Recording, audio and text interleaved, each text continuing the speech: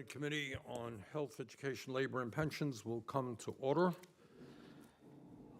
And the purpose of this hearing is that the issue we're going to be discussing is of enormous consequence, but unfortunately, I don't think it's getting the attention that it deserves. I want to thank all of the witnesses for being here, and I look forward to a good and serious discussion. Let me start off by saying, as a nation, we have more income and wealth inequality today than we've ever had in the history of America. While the billionaire class becomes wealthier, our social safety net for the most vulnerable in our country remains far behind other wealthy nations. It's a disaster, and if we do not get our act together, it's only going to get worse. We have the highest rate of childhood poverty of almost any major nation. Our child care system is now dysfunctional. More than 600,000 fellow Americans are homeless, and over 85 million are uninsured or underinsured. But let's be clear. It's not just the children and the poor who in the richest country on earth are hurting. Our nation's senior citizens are struggling as well. The truth is that we now have a retirement crisis in America that demands our immediate attention, which brings us to the subject of today's hearing. In the United States today, almost 45% of older Americans between the ages of 55 and 64 have no savings at all and no idea how they will retire with any shred of dignity or respect. 45% of workers between 55 and 64, zero retirement savings. And as frightening as the retirement crisis is for older workers, it is even a bigger concern for the millions of senior citizens who are no longer able to work, who have exhausted all of their savings, and who have no pensions at all. Incredibly, and this really is quite incredible, 1 out of every 4 senior citizens in America are trying to live on an income of less than $15,000 a year. Think about that. While over half of our nation's seniors are trying to survive on an income of less than $30,000 a year. Just put yourself in the place of that person. How do you pay the rent? How do you pay for health care and prescription drugs? How do you put food on the table on just $15,000 or even $30,000 a year? And the truth of the matter is that many cannot. That should not be happening in our country. According to the OECD, the Organization for Economic Cooperation and Development, we now have the dubious distinction of not only having one of the highest rates of childhood poverty in the industrialized world for our children, we also have one of the highest rates of senior poverty compared to other wealthy nations as well. In Denmark, only 3% of seniors live in poverty. In France, 4.4%, the United Kingdom, 15.5%. But in America, over 23% of seniors are living in poverty. I would hope that we would agree that that is simply unacceptable and that's got to change.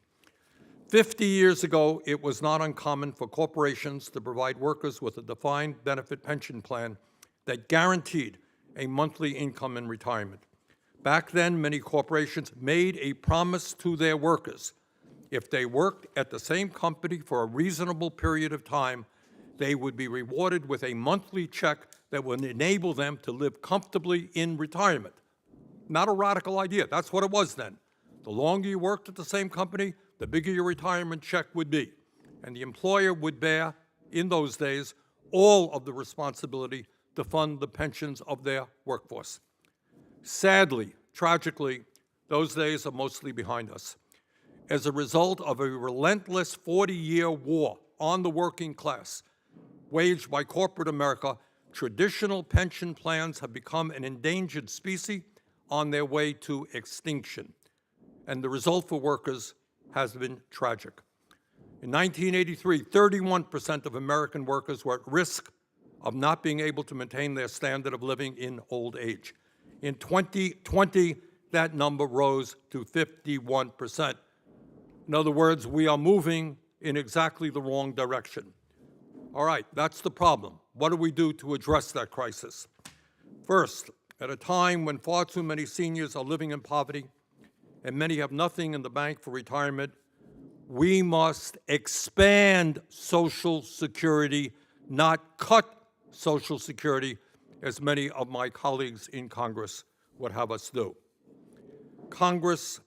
And we must make Social Security solvent for the next 75 years so it'll be there for our kids and our grandchildren. Legislation that I have introduced, along with 9 co-sponsors, accomplishes those goals. According to the Social Security Administration, the legislation that I've introduced would make Social Security solvent for 75 years and increase benefits by $2,400 a year for seniors who need them. How do you do that? My goodness. How do you do that? Well, at a time of massive income and wealth inequality, we have the radical idea that maybe the people on top should start paying their fair share of taxes. Today, a billionaire pays the same amount of money into Social Security as somebody who makes $168,000 a year as a result of the cap on the Social Security payroll tax. Got that? You make $1 billion a year, you make $168,000 a year, you pay the same amount. Anybody in America think that makes sense? I don't. The legislation we have proposed would lift the cap on Social Security starting at $200,000. You do that, tax all income, Social Security is solvent for the next 75 years, increase benefits by $2,400 per person. But that's not all that we have to do. In my view, every corporation in America should be required to provide a retirement plan for their workers. And if corporations choose not to offer a retirement plan, they must give workers the option of contributing to a federal pension plan similar, guess what, to what members of Congress have. How's that? Good for Congress, good for the American people. Today, federal employees and members of Congress have a certain percentage of their salaries deducted from their paychecks and put into the FERS program that provides a pension based on salary and years of service. Bottom line, if it is good for members of Congress, our staff, it's good for the American people.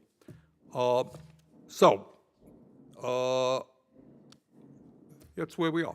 We got a crisis. I think we have some common sense solutions, and I look forward to working with members of this committee to address them. Senator Cassidy, Mike is yours. Thank you, Chair Sanders. A little odd. The focus today seems to be promoting the defined benefits system, prescribing an agenda, frankly, that is outdated and little disconnected. In 1974, Congress passed the Employment Retirement Income Security Act, the ERISA Act, in response to tens of thousands of Americans losing their retirement security because their employer's defined benefit system failed. Exemplified by the collapse of Studebaker Automobile Company and about 1,800 other pension plans terminating over a 4-year period, imagine the impact upon those hundreds of thousands of workers who were employed by them. Since ERISA, the defined benefit system has been largely replaced by the defined contribution, which has flourished. As of 2021, 146 million Americans collectively own $9.5 trillion in retirement assets. Now, the advantage of the defined contribution system, why many have flocked to it, is that workers own their own retirement system. No matter what happens to the worker's current or previous employer, their retirement funds are secure. Very few people now retire after 50 years at a company and get a golden watch. Most will move between employers. This allows them to do so while maintaining their retirement fund. Importantly, Congress just passed Secure Act 2.0 on a bipartisan basis, making improvements to our nation's retirement system. We had the option to take the one such as the chair is advocating for, and on a bipartisan basis chose not to. Instead, based the solution primarily on the success of the defined contribution system. Secure 2.0 was so popular, it passed out of all 4 committees of jurisdiction with unanimous votes, and on the House floor, can you imagine this, by a vote of 414 to 5. The chair speaks of needing to find a solution to a crisis, but we have that solution. By the way, there are still provisions of Secure Act 2.0 that have yet to be implemented, including those helping low-income individuals. For example, the Enhanced Savers Match, a tax credit going right into low-income Americans' retirement accounts, which goes into effect in 2027. The chair has referenced statistics pointing to a retirement crisis, but many of these are from 2021, which predate the passage of Secure 2.0, the improvements it has made, and the improvements that it will make, especially those targeting lower-income Americans. Now, by the way, there is a place for defined benefit systems. With reforms, it can be successful. In 2006, we passed these needed reforms, which resulted in some of those funds now being overfunded, even weathering the 2009 financial crisis. However, these reforms have not been implemented in the largely union-utilized multi-employer defined benefit space. Many of these multi-employer defined benefit plans have struggled for years when in 2021 they told Congress they needed a bailout. Many of the plans were badly mismanaged. Democrats passed a $90 billion bailout of the multi-employer defined benefit system on a party line vote without strings on the tax dollars to prevent, strings that would say you have to make these reforms to prevent future failures. Now, this lack of reform system is that which some wish us to expand. Unfortunately, the large labor unions successfully lobbied to make sure the bailout did not come with any meaningful reforms protecting workers and preventing future failure. Simple reforms, like requiring certain funding levels, disclosures for defined benefit plans, requiring unions to provide beneficiaries with a clear report of their defined benefit program's financial state. Now we're seeing the results of the failure to enact these provisions. The Central States Pension Fund received $127 million overpayment in their bailout because they included thousands of deceased participants in their bailout application. Let me give credit where credit is due. Teamster President Sean O'Brien told this committee the money should be repaid. However, the Central State Pension Fund now tells the committee it would be impossible for them to repay the money that they were improperly paid. Workers covered by the Central State should be alarmed about the financial state of their retirement plan if returning money they weren't supposed to receive would destabilize the fund now. Frankly, it's infuriating to hear that the union's pension plan could be on the verge of collapse only a few years after they received tens of billions of dollars to bail. If the chair truly wishes to expand the use of defined benefit plans, I am so happy to discuss reforms similar to the ones that have been very successful in the individual employer space and pass them to stabilize the entire defined benefit system. But we'll have to overcome staunch union opposition to any reform that provides greater oversight and protection for their workers. Together, though, I think we could do it. To be clear, Republicans do not support putting the thumb on the scale to prefer either defined benefit or defined contribution. We support what works. Most businesses with individual employer defined benefit plans wish to continue to offer and expand their programs. If it's working, don't fix it. We're seeing the good work of companies who are importing the best of defined benefit system into the defined contribution, including many innovative lifetime income products. I agree with the chair that lifetime income is desired by many Americans. Let's make it easier for the defined contribution to include them. There are things we can do on a bipartisan basis, which is why it was disappointing that rather working together to hold a bipartisan hearing, the majority planned this hearing on a partisan basis with no input from the minority on scope or legislative focus. We will need something bipartisan to pass with 60 votes. We can do it. Earlier this year, Senator Kaine and I introduced two bipartisan bills. The Helping Young Americans Save for Retirement Act makes it easier for younger workers between the ages of 18 and 20 to save for retirement by removing barriers currently making it harder to join an employer's retirement plan.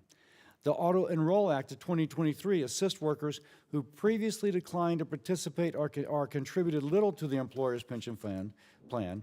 Many workers earlier in their career make less money. They want the money in their paycheck to pay for bills as opposed to contributing to retirement. But when their wages grow, we find they forget to opt back in to start contributing to their retirement. This legislation allows the business to periodically auto-enroll employees back into their plans with the option to opt out, but that way they don't accidentally miss out on crucial years preparing for retirement. I hope the chair will indulge us with a markup of these bipartisan pieces of legislation. In closing, many other members of this committee had wonderful ideas that were included in the Secure 2.0. It would be great to explore the current effectiveness of these provisions and discuss any other creative ideas that enhance the system we have. Thank you, and I yield. Thank you, Senator Cassidy. We have 5 excellent, knowledgeable witnesses. We're going to begin with Sarah Chambers. Ms. Chambers is a 4th-generation Ford auto worker and has been a UAW member for 17 years. She spent her first 6 years as a full-time Thank you. temporary employee at a Ford subsidiary in Plymouth, Michigan. In 2012, to secure permanent status and support her family, Sarah was forced to move from Michigan to Ford's Louisville assembly plant in Kentucky. She now works at Ford's Livonia transmission plant in Michigan as a member of the UAW Local 182. Ms. Chambers, thanks very much for being with us. Thank you, and good morning. As Senator Sanders said, my name's Sarah Chambers. I'm a proud 4th-generation auto worker. I followed in my great-grandfather's, my grandparents', and my mother's footsteps. I build cars for a living, and I'm proud of the work that I've done. But the difference between my generation and past generations is they had a pension. I do not. I don't have health care when I retire, and I do not have retirement security. I've been an auto worker for 17 years. 6 of those years I worked at Ford as a full-time temporary employee until 2012. That was a big moment for me, because for generations, getting a job at Ford meant stability and security. It meant being able to plan for yourself and your children. It meant being able to buy a house and see a future for yourself. But for those of us that hired in after the financial crisis, that has not been our truth. Instead, we have been fighting to get back the American dream and try to turn these jobs back into careers, just like they were when my parents and grandparents who built this country and the American auto industry. 2 of my grandparents who retired from the Big 3 had very different paths. My grandfather gave 3 decades to Ford Motor Company, and in return, he got to retire at age 55 with the pension and health care.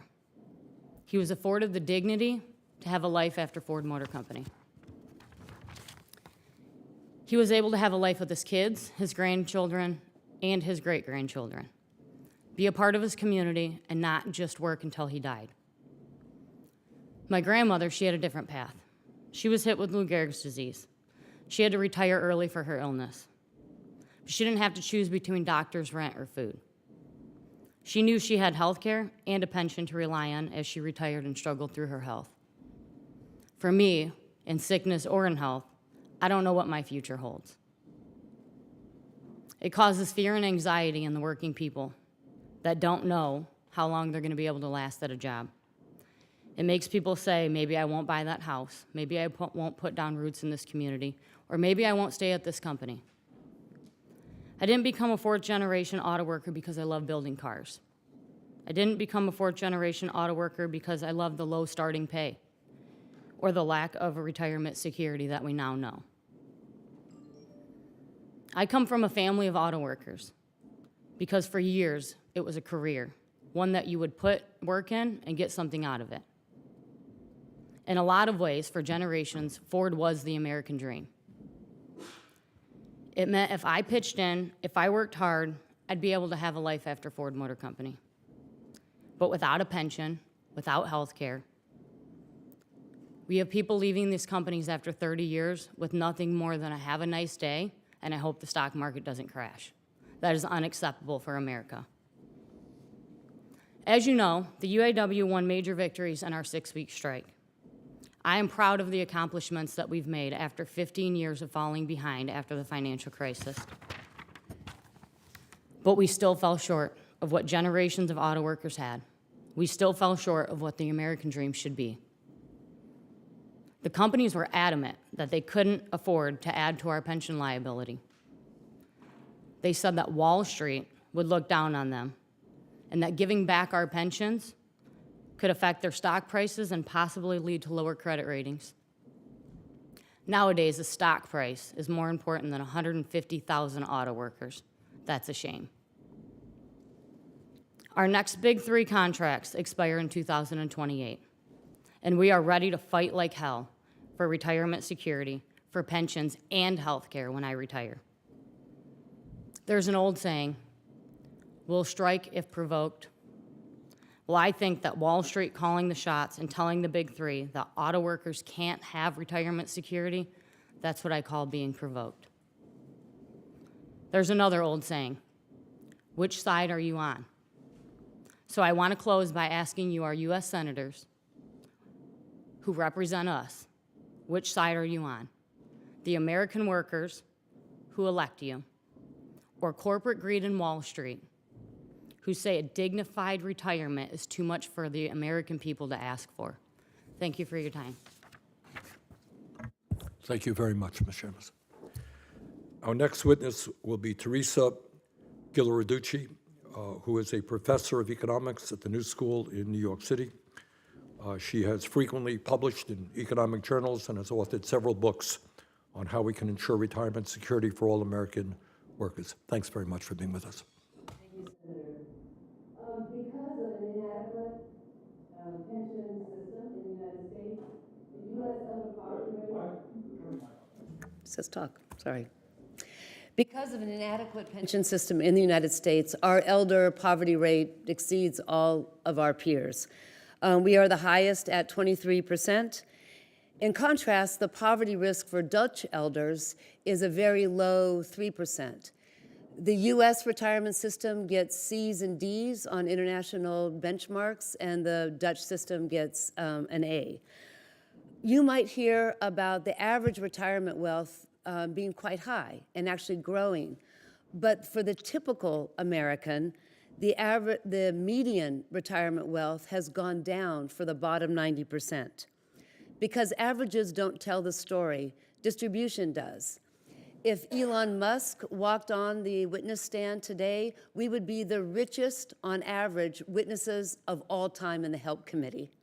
But the typical retirement wealth for us would not go up.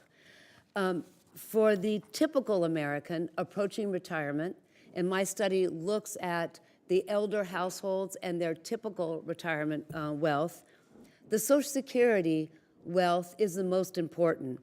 The stream of Social Security benefits, a defined benefit system, for those in the bottom half of the wealth distribution is worth about $188,000. But they have zero retirement wealth and zero home equity.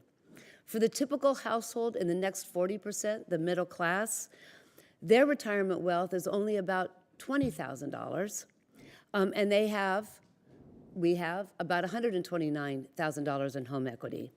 It's only the top 10% who, over the past 30 years, have had rapid increase in their retirement wealth, their health as well, and their home equity exceeds 4 times that of the middle class. This all adds up into a lack of retirement readiness. And that lack of retirement readiness has materialized even though Congress has given lots of tax breaks for retirement savings. There are a lot of other pro-savings policies like home owning incentives.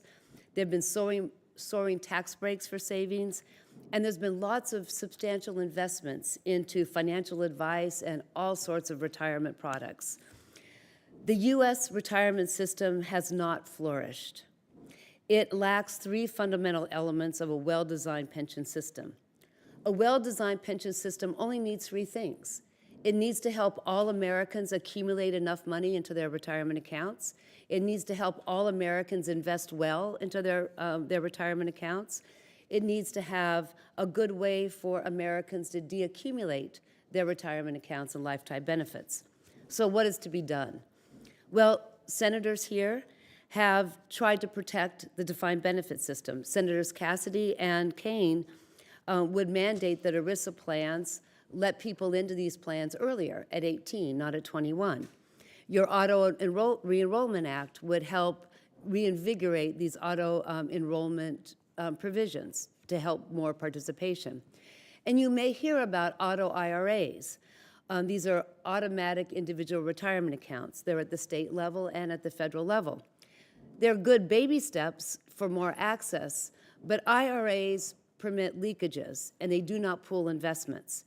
And because people access their individual retirement accounts for emergency savings, home ownership, and other life events, they should be called individual emergency savings accounts. They're not retirement accounts. But we can extend wealth-building opportunities to all Americans. And one bipartisan, powerful proposal already exists. Senator Hickenlooper, along with Senator Tillis, Republican, Democrat, and also a Democrat and a Republican in the House, Representatives Terry Sewell and Lloyd Schmucker, would expand retirement accounts to all public sector workers who don't have one. They do not crowd out existing accounts. It follows the successful thrift savings plan, again, the savings plan for the staff members of Congress and for members of Congress. It would feature automatic enrollment. It would feature portability, have good investment options, and sensible deaccumulation. It meets that three-pronged test.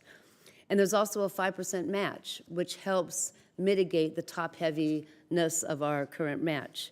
It's endorsed by experts all across the political spectrum, the AARP to Charles Schwab. Last week, I was on a radio talk show, and the 25-year-old NPR host asked me, why, Professor, is retirement in America becoming a luxury? My students ask me every semester, why do so many people in America who are old, why are they poor or why do they have to work? I congratulate committee members from both parties for recognizing the urgency, the disaster, and the crisis, and for your caring and your wisdom to solve it. I heard you all say that you need a bold bipartisan reform. Thank you. Thank you very much. Our next witness will be Dan Doonan, who is the Executive Director of the National Institute on Retirement Security. He has more than 20 years of experience working on retirement issues. Mr. Doonan, thanks a lot for being with us. Thank you. Chairman Sanders, Ranking Member Cassidy, and members of the Senate Help Committee, I appreciate the opportunity to testify on the state of retirement in the United States and the role of defined benefit pensions in delivering retirement security. I'm Dan Doonan, Executive Director of NERS, and we are a nonpartisan, nonprofit think tank in Washington, D.C., and we have a broad membership base, financial service companies, plan sponsors, labor unions, and nonprofits, including AARP. Congress has made progress to address America's retirement crisis. The Secure Act and Secure Act 2.0 were steps in the right direction. However, much work remains to ensure that Americans can be self-sufficient in retirement. The key points I'd like to make today are, first, Americans do face an alarming retirement savings shortfall. Second, the move away from pensions is a major culprit in the nation's retirement crisis. While 401k plans are an important part of the retirement equation, they were just not designed to replace pensions. And third, today's pension designs and management can be beneficial for employers, workers, and the economy more broadly. Pensions are the most economically efficient way to deliver retirement income, and they offer workforce advantages to employers. Pensions paid out more than $600 billion in 2020, supporting $1.3 trillion in economic activity. And pensions, of course, are user-friendly for workers and face little leakage. In the past, the biggest challenge has been for employers that costs have been unstable. But today, there are more sophisticated tools and benefit designs that have addressed this challenge. I believe that if companies give pensions a fresh look, they will discover that win-win solutions are possible. Diving a little deeper into the gravity of the U.S. retirement problem, the data clearly shows most Americans will not have enough money for financially secure retirement, and they are worried about it. Our Generation X research found that the bottom half of Gen X earners only had a few $1,000s saved for retirement. And the median household, not individuals, but household, has only $40,000 in retirement savings. Also, retirement savings for Gen X are highly concentrated amongst the highest earners.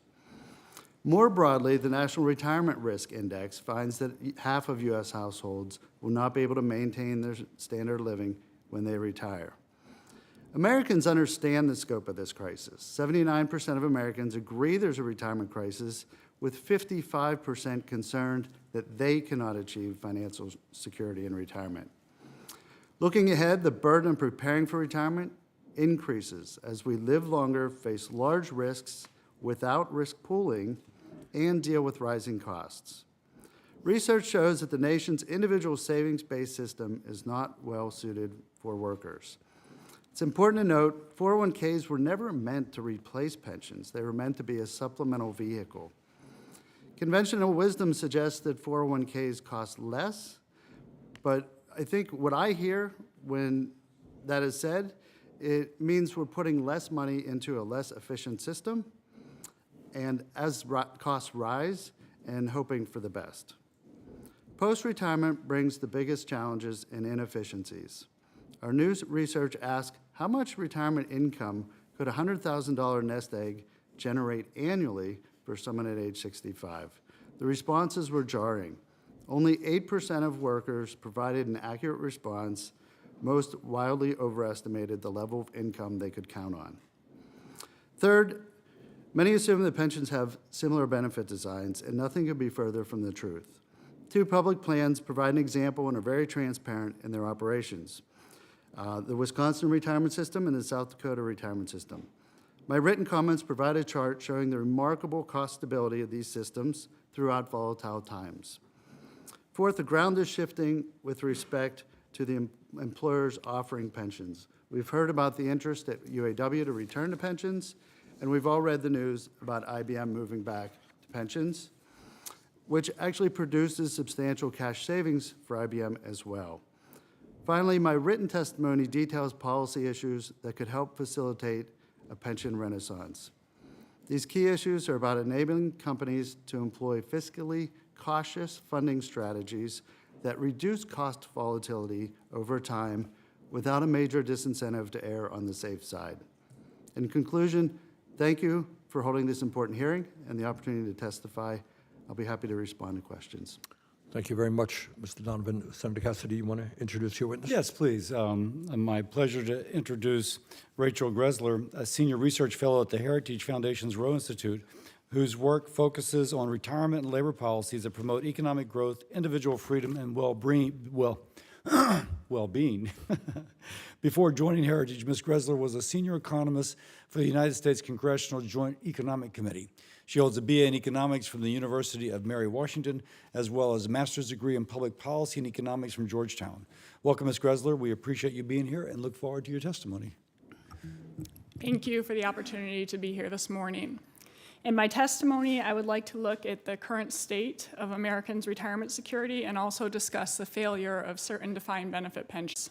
The share of older Americans with no retirement savings fell to 12% in 2022.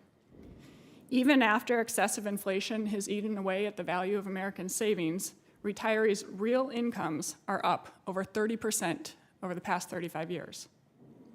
Importantly, the lowest earners have the highest replacement rates in retirement. Households in the bottom 20% average 123% of their pre-retirement incomes, whereas households at the top average 75%. Older Americans report greater financial well-being than any other age group, and over the past 10 years, the percentage of people over 65 who say that they are just getting by or having a hard time getting by fell by half. As retirement savings have shifted from defined benefit to defined contribution plans, assets have surged. At $41.5 trillion, Americans' inflation-adjusted retirement assets have increased 330% over the last 35 years. Defined benefit and defined contribution plans can provide secure retirement, but when not managed properly, defined benefit plans can end up like Ponzi schemes. That's what's happened with Social Security and multi-employer or union pensions. Past and current Congresses have failed to properly manage Social Security and failed to require sound funding rules for union pensions. Now, neither can come close to providing retirees what they have promised. Social Security will be insolvent in 9 years and will implement 23% across-the-board benefit cuts. That's a $5,300 per year cut for the average retiree. Now, a program that was supposed to prevent younger generations from having to bear the burden of older generations has instead amassed a $22.4 trillion unfunded obligation. That amounts to $172,000 for every household in America. Simply maintaining current benefits would require the average household to pay at least $3,000 more per year in taxes. That money would be far better off in a personal account. My analysis shows that if the younger worker today were allowed to put their Social Security taxes into a personal account, they would have 3 times as much in retirement after purchasing an annuity. Policymakers must reform Social Security before it becomes an even worse deal for younger workers. By shifting towards a universal benefit and making other common sense changes, policymakers can improve the program, increase economic growth, and enable greater personal savings. Private union pension plans are an even worse disaster than Social Security. Multi-employer pension funding has $823 billion in unfunded obligations as of 2021 and 41 cents on the dollar in promised benefits. This underfunding is systemic. 96% of participants are in a plan that is less than 60% funded. This happened because unions took advantage of preferential rules that allowed them to increase benefits without requiring higher contributions to fund those benefits. Yet, instead of fixing the broken multi-employer system, Congress passed the worst possible type of bailout, one that picks winners and losers, does absolutely nothing to fix the root problems, and which encourages more recklessness. While roughly 15% of union plans are now privy to taxpayer bailouts, about 10 million workers are in plans that won't receive bailouts and that will still become insolvent. To prevent union workers and retirees from receiving less than half of their promised benefits and to prevent taxpayers from having to pay another $700 billion in bailouts, Congress must shore up the PBGC and apply the same funding rules to union pensions as it does to non-union pensions. Social Security and union pensions are anything but secure. The last thing that Americans need is for lawmakers to try to put more of their retirement savings into accounts that they neither own nor control, and which are managed by groups of people who've repeatedly put their own personal incentives above workers' and retirees' well-being. To help improve the financial security of all Americans, including younger workers who face the greatest financial struggles today, policymakers should enact universal savings accounts so that it's simpler and easier for Americans to save for all types of expected and unexpected life events. Thank you. Thank you very much. First, Ms. Greszler, you almost nailed your 5 minutes. Let me just compliment you. Now I have the pleasure to introduce Mr. Eric Stevenson, the President of Retirement Solutions at Nationwide, bringing more than 17 years of experience, having joined Nationwide in 2006. He holds his Bachelor of Business Administration and Finance from the University of Oklahoma and Master's of Business Administration degree from Northwestern University. He's responsible for overseeing Nationwide's retirement plans operation and for delivering workplace solutions for plan sponsors and participants. Mr. Stevenson, welcome back to the U.S. Senate, and thank you for being here. Well, good morning, and Chairman Sanders, Ranking Member Cassidy, and members of the committee, thank you for convening today's hearing to discuss the nation's retirement system and how we can better meet the needs of America's workers and retirees. As was mentioned, my name is Eric Stevenson. I'm president of Nationwide Retirement Solutions at Nationwide Mutual Insurance Company, a Fortune 100 company based in Columbus, Ohio. We provide a full range of insurance and financial services products. Nationwide administers 26,000 retirement plans, protecting nearly $200 billion in participant assets and helping to secure financial futures for over 2.5 million participants. We're the top provider of governmental 457 retirement plans with 7,600 plans serving 1.84 million workers. We also focus on helping small business employees where the average plan size is 40 employees or less through nearly 25,000 401k plans in that space. When Nationwide began the retirement solutions business back in 1973, it was a very different landscape than we see today. Employers offering pensions took on the risk and the burden of managing that asset on behalf of their employees, most of whom would work for that employer for their entire career before retiring with their benefits. By 1975, there were 2 defined contribution plans for every 1 defined benefit plan in the market. The burden of managing retirement assets began to shift onto the shoulders of the retirement saver and away from the employer of the plan sponsor. While neither of these solutions on their own was perfect, traditional DBs kept employees tied with their employer through vesting requirements and service-based benefit calculations. DC plans expected average employees to have the knowledge and the confidence to manage their own investment choices with little support. But both systems had significant upsides. Traditional DBs offer the security of a predictable and reliable income stream throughout retirement, often including some survivor benefits too. DC plans were portable and could be moved with the worker from job to job as they search for higher pay and new opportunities. Now, in 2024, we have the ability to take the best of both systems and move past their less desirable features. The successful passage of Secure Act of 2019 and Secure Act 2.0 of 2022 created opportunities to innovate and improve the plans and offerings that didn't previously exist. Today's DC plans come with a host of education, support, and financial planning tools. There are tax incentives to encourage small businesses to offer plans to employees and to make employer contributions to their savings. Student loan matching helps young savers start early.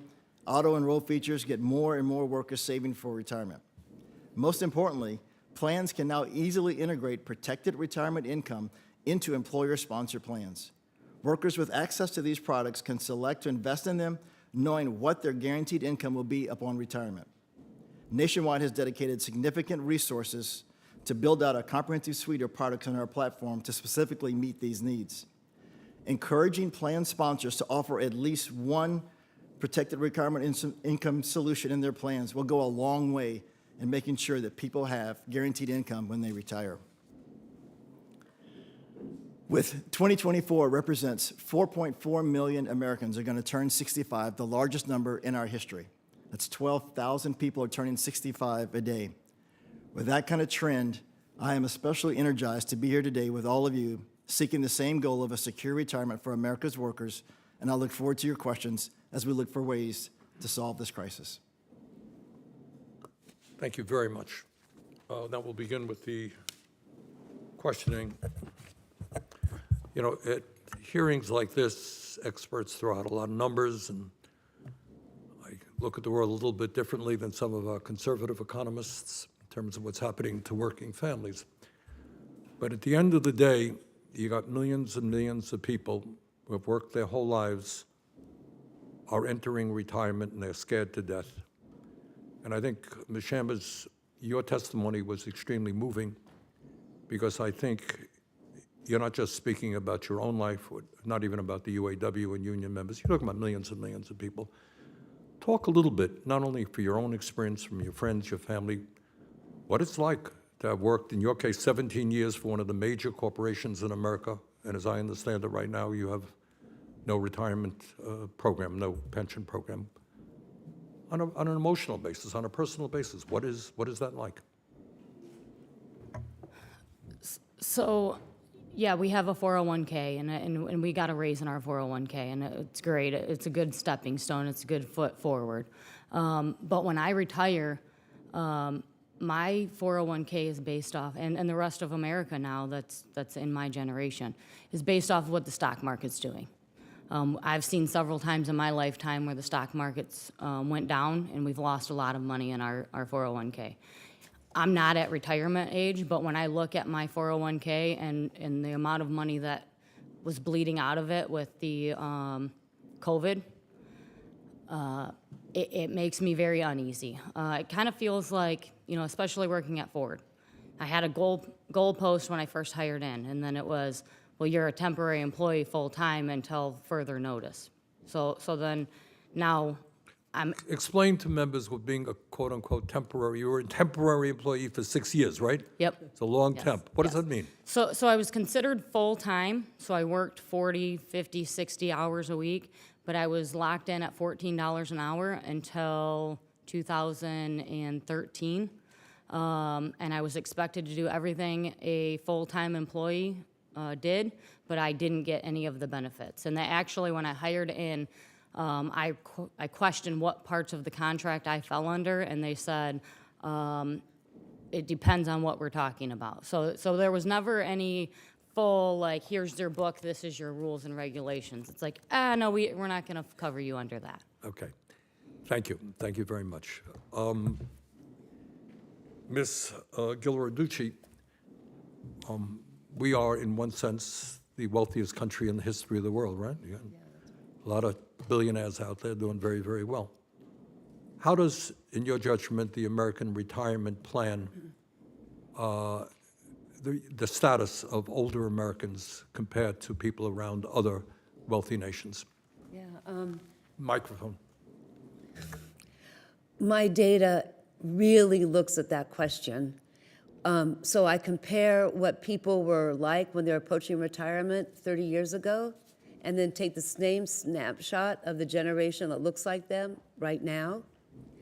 And as I said in my written testimony today, 50% will not be able to meet their retirement standards, and most of them won't be able to meet poverty standard.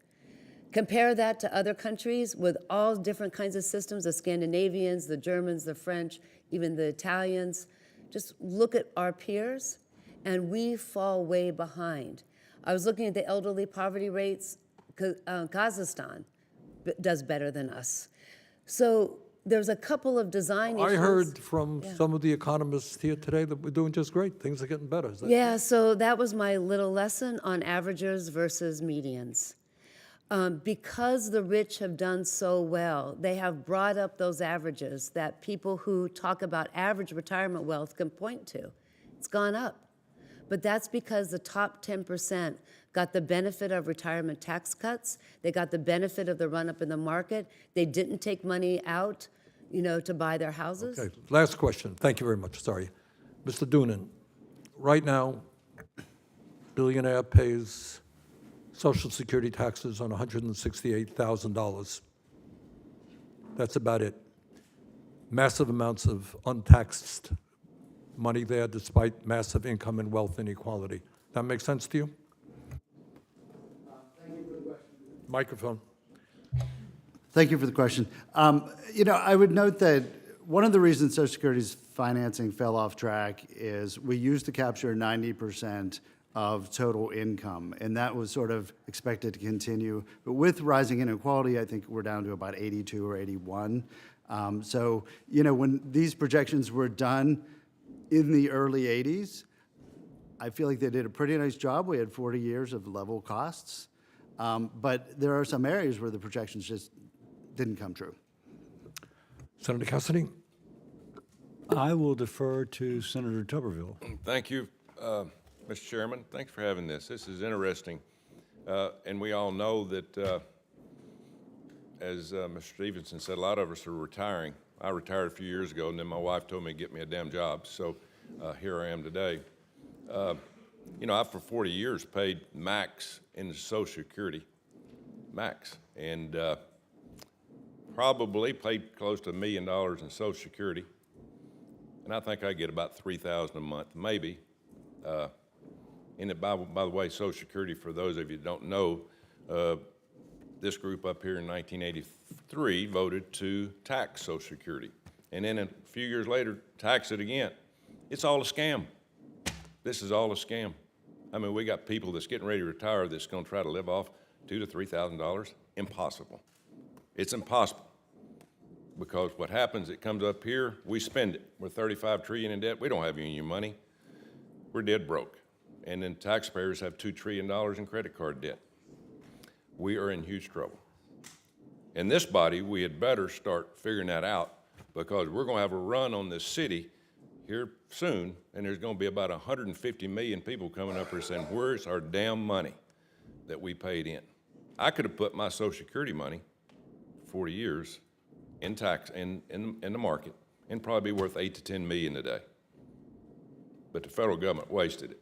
So I'll get off my horse there. But it's good that we have this, because we got, I get a little pension check from education. I was part of a union. It's not going to help people. People are going to have to continue to work longer and longer. Am I right, Ms. Gender? Can you say something about Social Security and it being taxed for some reason? We're taxing people for the second time on Social Security that they put into an account. Yeah, and I'd like to point out when Social Security was first founded, those who established it, it was started out as a 2% tax, and they said this will never take more than 6% of your income. Today, it takes 12.4%, and depending on whether you go with CBO or Social Security trustees, it needs to take between 15.8 and 17.5%. So we're talking about thousands of dollars more per year.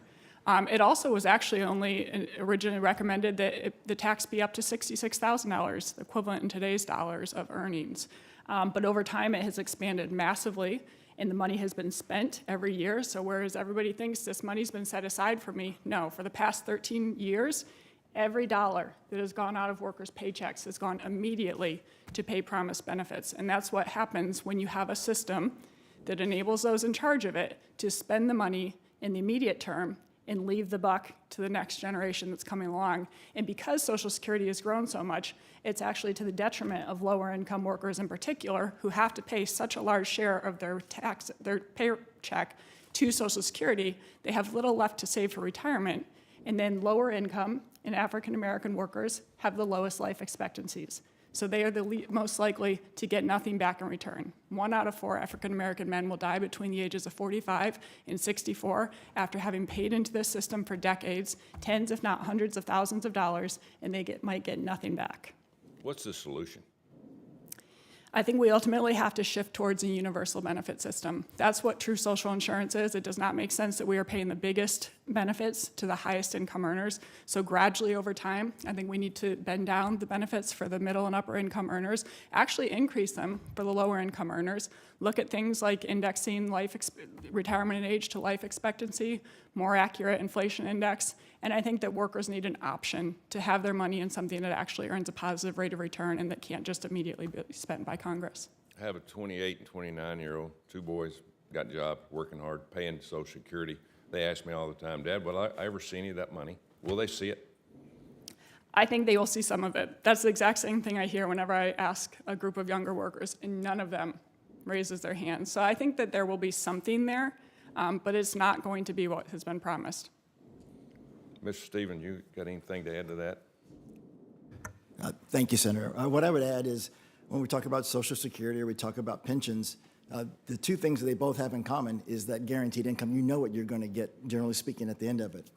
What I reference in terms of protected retirement, we have developed now solutions that get at both of those in a very efficient way, and they also address the issue around market volatility because we have step-ups and lock-ins, and it's a very efficient way to deliver that to millions of Americans that we've been talking, and that's all because of what you all did around Secure Act 1.0 and 2.0. They have put us in a position to do that, and that's why I'm really encouraging us to have every 401k plan, 457 plan, 403b plan at least one of those solutions so that the American workers can choose. If they want to know what they're going to get in retirement, we can deliver that for them. Young people of all ages ask me, why can't we put our money in our own 401k instead of putting it in Social Security? Is there an answer to that?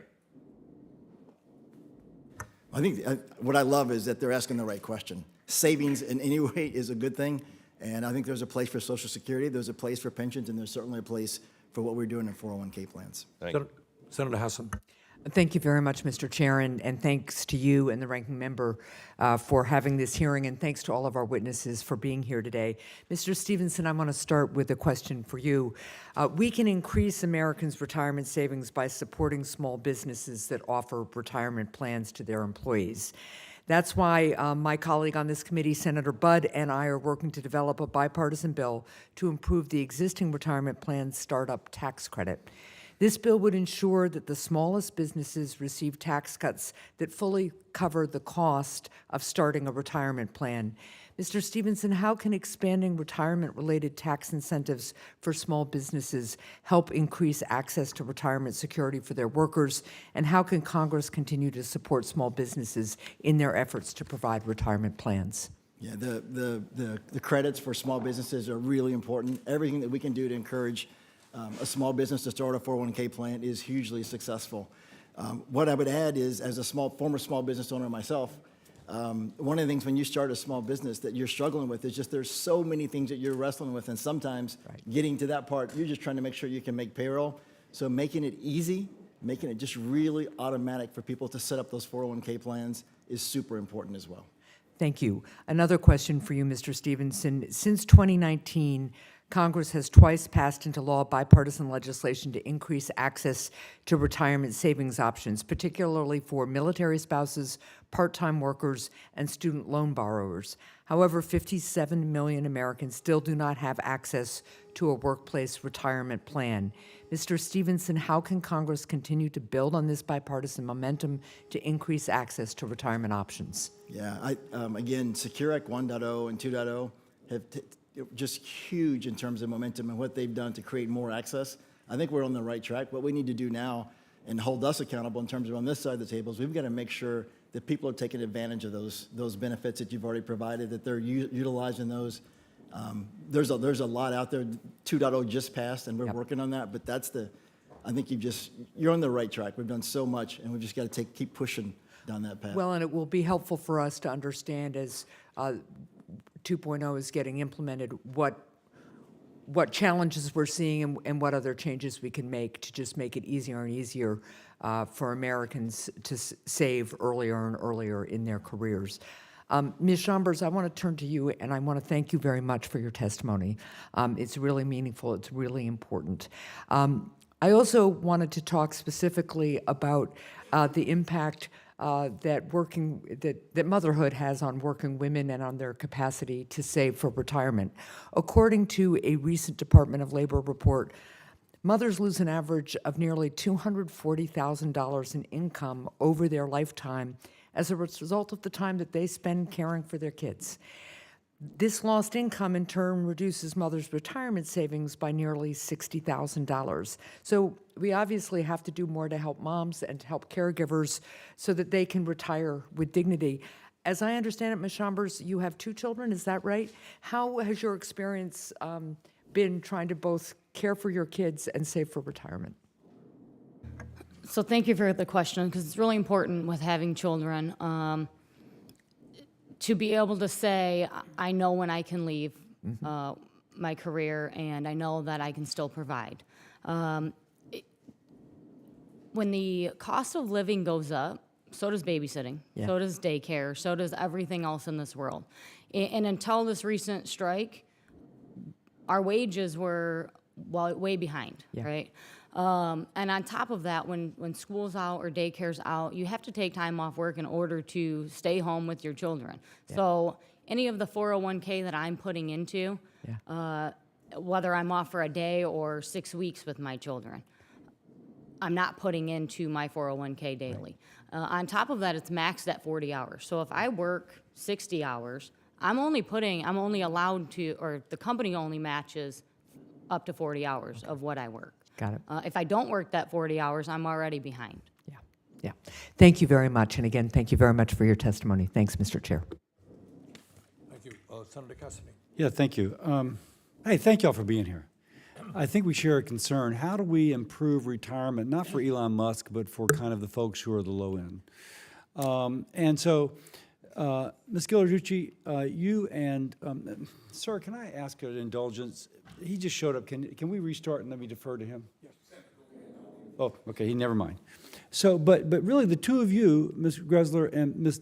Ghilarducci, are saying different things. And so you made the point that it's the lowest portion that's just having the hardest time, but you mentioned, Ms. Greszler, that your statistic, I wrote it down, 50% of those just getting by has decreased by 0.5%, and that income is 123% of pre-retirement income. So can you respond, and then I'm going to ask you to respond. Yes, I'd love to, because we've heard some widely different statistics here. The difference is looking at survey-based data, which just asks individuals what their income is, versus administrative data, such as IRS tax records, what people have actually reported on their taxes. Economists will tell you that that IRS data is the most accurate for multiple reasons. First of all, you're less accurate to lie on your taxes, but also the way that the survey data is asked. Things like a defined contribution plan that you might not take a regular amount out every month will not show up. And so there's been studies done that showed the median female in retirement looks like she has 45% less income than she actually does based on that survey data when you compare it to the actual IRS tax records. And so you'll see in page 3 of my testimony here, there's a study that is using those IRS panel data and 123% replacement. At the median, 93% replacement. So most people on their tax records appear to have significant income in retirement. Ms. Ghilarducci, can you briefly respond to that? Yeah, I don't want to go head to head. That study is old. The CPS has been corrected for that. I use a much more comprehensive study from the University of Michigan that looks at what happens when people live their lives after they filed all their taxes, went through their life course, and right on the verge of retirement, how much they have. That's been double-checked with IRS data, with administrative records, and I stand by my written testimony. The bottom half have barely anything. The middle, 200,000. The top have almost $1 million. And Ms. Greszler, any last word real quickly? I mean, the data are available on the internet. You can look them up. Okay, let me Federal go. Reserve. Mr. puts them Doonan, out. great talking to your group yesterday. Thank you for your hospitality. Now, you mentioned the defined benefit and how some employers are going back to it. You mentioned IBM, but I think of IBM as having relatively stable employment. But when I look here, it says that the average number of jobs someone holds in the 6-year period from 18 to 24 is 5.7, an average of 4.5 from 25 to 34, and 2.9 from 35 to 44. It does seem like our current job market, people move a lot. And the defined contribution allows you to take that with you as opposed to, wait, I have to vest for 5 years before I qualify, which is what we do in the federal government. If you're not here for 5 years, you don't vest. So that does seem to be a major advantage of a defined contribution as opposed to a defined benefit. Thank you. And, you know, I think younger workers have always been more prone to move around and switch jobs and sort of find that job. But this shows even, if you will, kind of in the 30s workers are moving around Yes. 2.9 times. Yes. And I also think there's a bit of a chicken and an egg thing, right? Private employers moved away from incentivizing careers, and we see less people having longer careers. In contrast, the public sector has maintained that stable workforce, you know, incentivizing careers. And it's not uncommon to walk into a school and see a teacher who's put in 20 years in that school. So, you know, I think to the extent that there actually are changes, because I think there's always been turnover, you know, the incentives have changed dramatically. And it's So in your mind, that if we had a defined benefit, people would be more likely to stay with their job? We know that. yes. Now, I will say that whenever I read of a large number of, like, Meta is laying off a bunch of people, it's often not the worker's choice, it's the employer's choice, just to point that out. Yes. Mr. Stevenson, I think Ms. Chambers is kind of pointing out to the anxiety of an investor who's dependent upon her retirement about the kind of the stock market moving up and down. It's one thing if you have a cushion, but it's another in your experience, and it's another if kind of, oh my gosh, I'm 10 years away. You mentioned the terms you use, step up and lock in. Now, I'm guessing that just from what I'm hearing from you, that would be a way to deal with the anxiety of that small investor. Can you elaborate? Yeah, absolutely. You've got it exactly right. And again, it's really taking the best of what the pension world had to offer and bringing that into defined contribution plans. And so, yes, we've developed, and a number of my peers have developed solutions that address that issue 100%. And what I love about these is we still know that 60% of Americans don't have an advisor, right? That probably goes without saying. So by what we're describing is making these available inside of 457 plans or 401k plans. You get them at an institutional level, and you get the oversight that comes from a major corporation or a small corporation or an expert managing. You got to wrap up because he's tapping the thing, Right. but I think you So, made your point. And thank Mr. Chair, can I ask unanimous consent to enter into the record statements from the following groups: the American Benefits Council, the ERISA Industry Committee, the American Council of Life Insurers, the Insured Retirement Institute, IRA, and the American Retirement Association. Without objection. Senator Casey. Thank you, Mr. Chairman. Thank you for the hearing. I wanted to thank, in particular, our witnesses for your testimony and the expertise you bring to the hearing. I don't think there's anyone in this room that doesn't understand the scope of this problem, and especially after the testimony, of how important it is to have enough savings for all of life's needs, no matter where a person lives, no matter what their circumstances. And that, of course, includes retirement. We know that secure, reliable pensions have been phased out by major corporations over time that, in my judgment, are increasingly cutting costs on the backs of workers. And this has contributed to some devastating data with regard to retirement savings and the gaps therein. Professor Ghilarducci, I wanted to start with you about the findings that you cite in your testimony about, I want to make sure I have this right, half of Americans nearing retirement, ages 51 to 64, have no wealth in retirement accounts. Is that true? That is true. And also that that same group, meaning ages 51 to 64, have no home equity. Half don't. That's true too.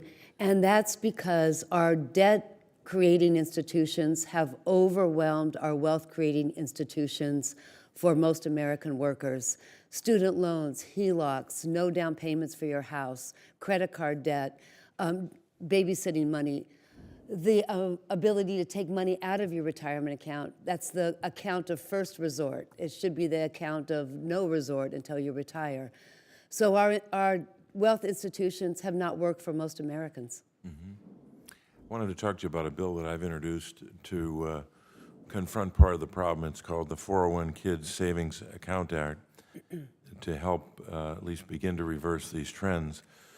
This bill automatically creates savings accounts at birth for all children in the country, with federal support for low and moderate income families.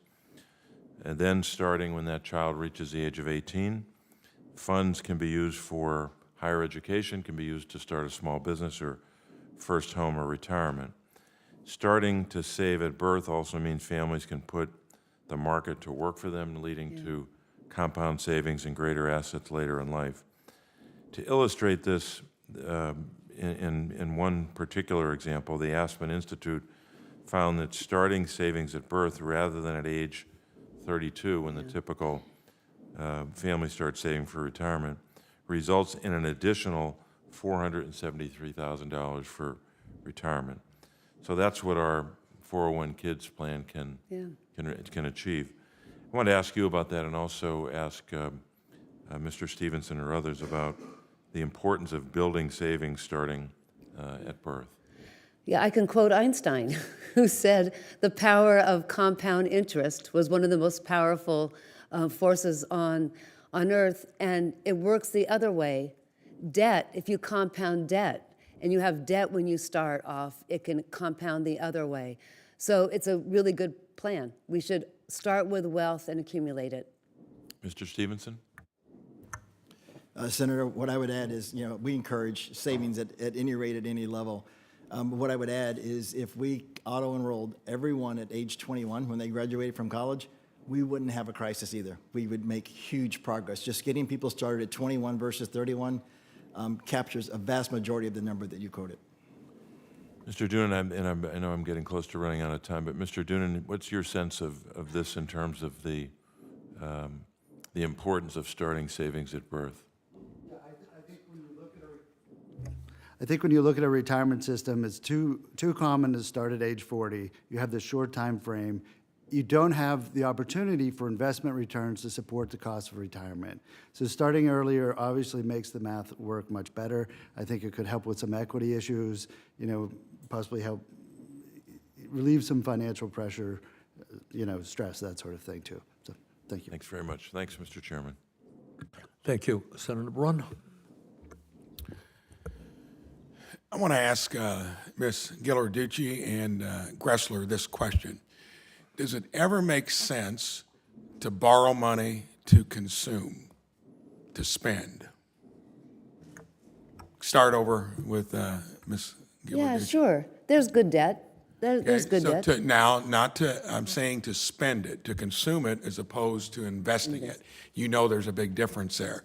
So go back to that question. Does it ever make sense to borrow money to spend it in the present for something that is other than an investment?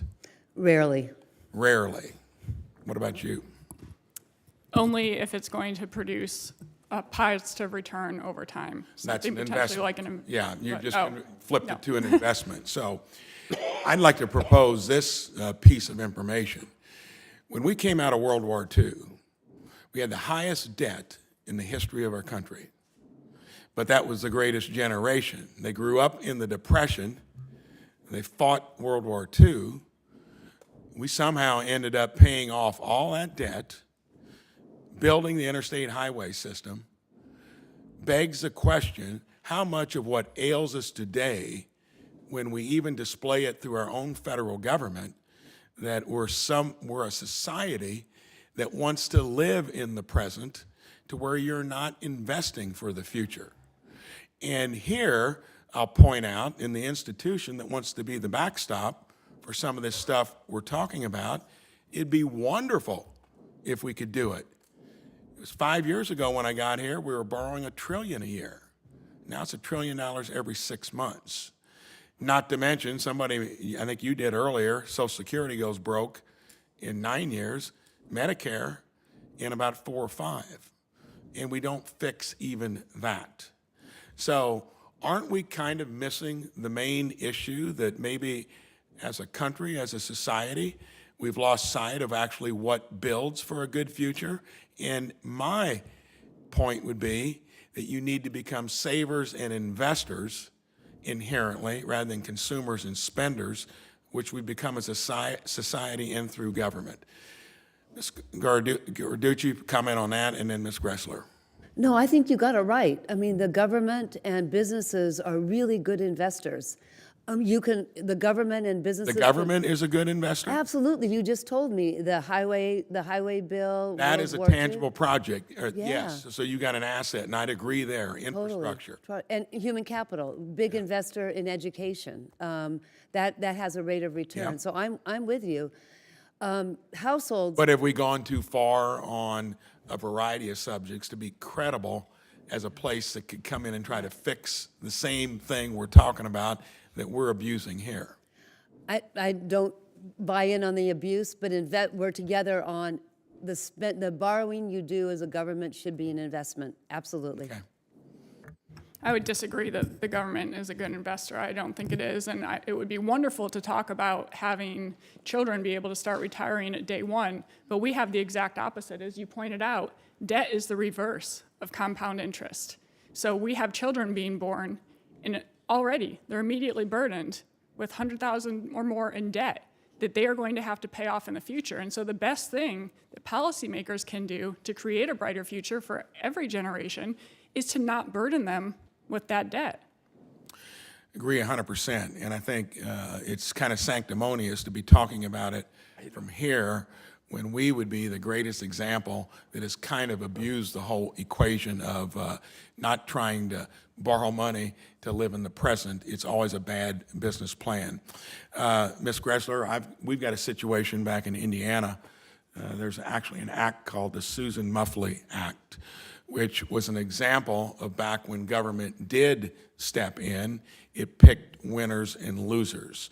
And again, this had to do with an automotive industry to where certain folks got bailed out, some didn't. It begs the question, too, of when we do step in, can we be in the business of picking winners and losers? And even if we do want to do that, are we financially in a position to pick any winner or loser in our current shape? No, I think this is a perfect example of how when we do have these systems that are broken and the government steps in and bails out some and not others, that's absolutely unfair. And so the situation with the Delphi workers, those who were unionized got bailed out. They got $1 billion as a package of what was at least $17 billion bailout for the UAW and the Big Three, without which older workers' pensions would not be there today. And so now we have a situation, unionized, you got $1 billion, same company, non-unionized, they've gotten nothing. 90% of the workforce is not unionized. Well, thank you. My time is up. I'll part with this statement. Never borrow money to consume it. Get good at investing. Your future will be better off, and I wouldn't count on this place fixing it until we get our own house in order. Senator Kane. Thank you, Mr. Chair, and thanks to the witnesses. We do things all the time that benefit some people and not others. I mean, the notion that doing good for some people is not a good thing to do because you didn't do it good for everybody. Every program that we work on usually has some target audience, and then it may not benefit other people, and then we figure out other programs to benefit them. So the notion that we helped people preserve pensions, but it was a bad idea because we didn't help everybody preserve a pension, The American Rescue Plan, we acted as part of that, and it passed by one vote in the Senate, one vote, and protected the pensions of 2 million workers. That followed up an earlier vote that we did to protect the pension of United Mine workers, and that number was smaller, but that's a good thing. By protecting those pensions, we actually protect others' pensions as well, because it's less likely that those 2 million, the failure of those pension plans would draw down the funding levels of the PBGC, and so others who had pensions that weren't necessarily protected are going to end up more protected as well. So, Mr. Chair, I know you probably felt the same way. There can be a lot of frustrating days around here, but there have been 3 times when I've been here where something's happened by one vote. Saving the Affordable Care Act happened by one vote. The American Rescue Plan, 2 million workers' pensions happened by one vote. The Inflation Reduction Act, cutting prescription drug costs and advancing a clean energy economy happened by one vote. There's some days where you wonder why you're here. On the days where something happens by one vote, you think, wow, I'm really glad that I decided to seek office and be in this place, because sometimes it's just about one person standing up. A couple of items I want to emphasize, and these are some items I'm working on with Senator Cassidy. First is auto re-enrollment. We have a bill, the auto re-enroll bill, that would periodically sweep people in and have them enroll in their company's plans and give them the ability to opt out. It's similar to what we do with health insurance. We're always kind of every year jogging you about health insurance and kind of making you think, do you have the right plan or do you want to switch? If we could do that more often on the retirement options that our employees have with employers, I think it would be a great thing, and I think it's a bipartisan proposal that I would like us to do. The second one I want to focus on is young workers. This statistic kind of surprised me. 2.7 million Americans between the ages of 18 and 20 work full-time hours, 2.7 million Americans. But 40% of workplace retirement plans set a minimum age threshold of 21 to be able to participate in retirement plans. We ought to change that to 18. We ought to have workplace retirement plans pick up 18, 19, and 20-year-olds that are working and include them in retirement as well. The Helping Young Americans Save for Retirement Act is something that Senator Cassidy and I are also working on, and I think, again, it's non-controversial and bipartisan. And then the last thing I'll just say, and I'm one of these people that's trying to do 4 hearings today, so I'm going to defer some time back. Employee stock ownership. If you want to talk about retirement security, the 10 million Americans that work at ESOPs end up with some powerful retirement security, And ESOPs predominate in some unusual industries. For some reason, the construction and kind of contracting industry has been, but increasingly you see it in retail. Increasingly you see it in some hospitality industries. And if we can continue to promote ESOPs through our tax code or through other strategies, I think that is an element in retirement security that can be really, really helpful for American workers. And with that, Mr. Chair, I yield back. Thank you. Senator Budd. Thank you, Chairman. So Congress has provided explicit instructions to the Department of Labor on numerous occasions about how to encourage Americans to save for their retirement. However, the DOL's current fiduciary rule proposal directly contradicts these directives.